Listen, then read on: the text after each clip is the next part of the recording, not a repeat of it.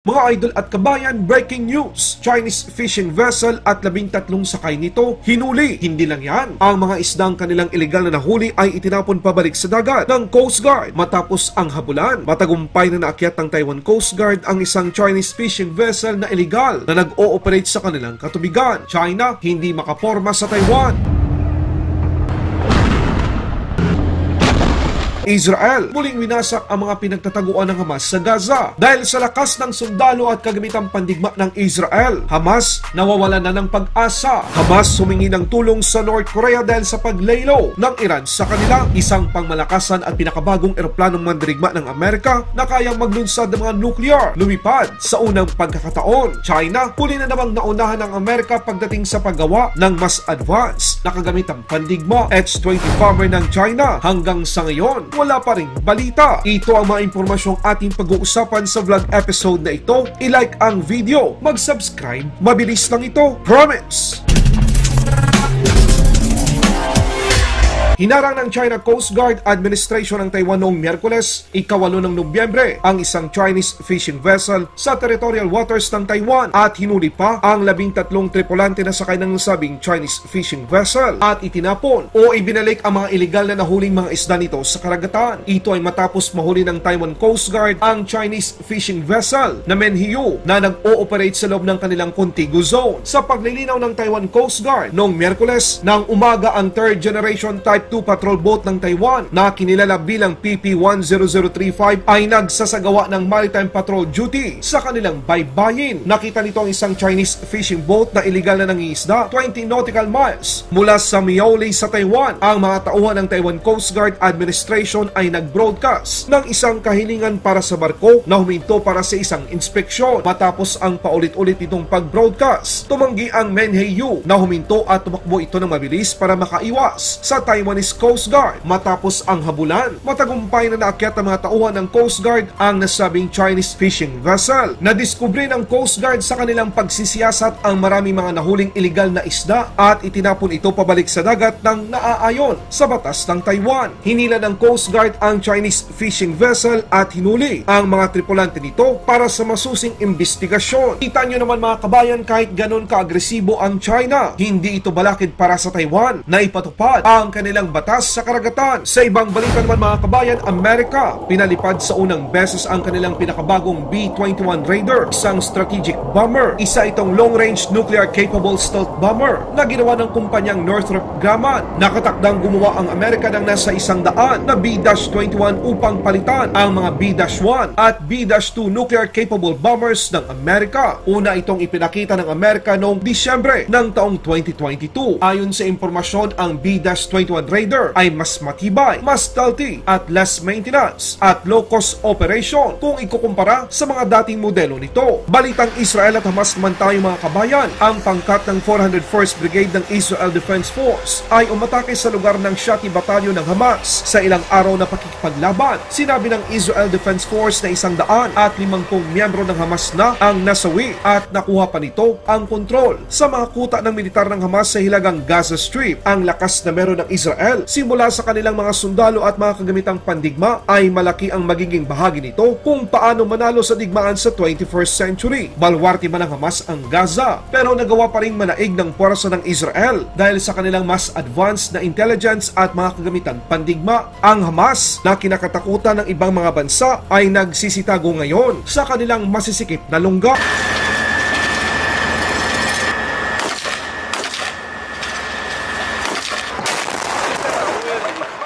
Маша, обогрев это.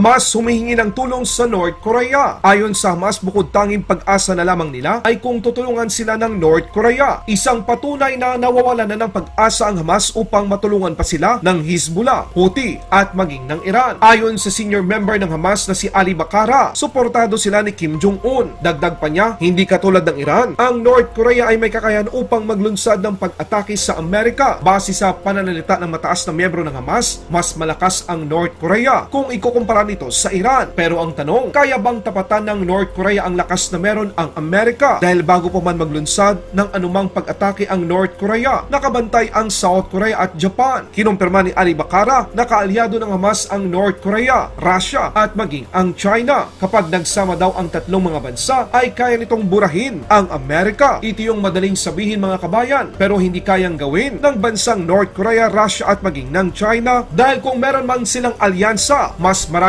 malalakas na bansa ang kaalyado ang Amerika. Nandyan ang NATO na binubuo ng 31 mga bansa, AUKUS, Quad at marami pang iba. Halimbawa na lamang ang nangyayari ngayon sa gitnang silangan. Israel at ilang porsyento ng puwersa ng Amerika pa lang ang inilagay nito sa Middle East, pero hindi maitodo ng Houthi, Hezbollah at maging ng Iran ang kanilang puwersang militar dahil alam nilang nakapalibot ang puwersa ng Estados Unidos. Kinumpirma ng Israel Defense Force na bilang na ang araw ng mga miyembro ng Hamas sa Gaza. Hindi na alam ng Hamas ang kanilang gagawin sapagkat naputol o wala ng komunikasyon ang mga ito sa kanilang mga leader na nasa ibang bansa.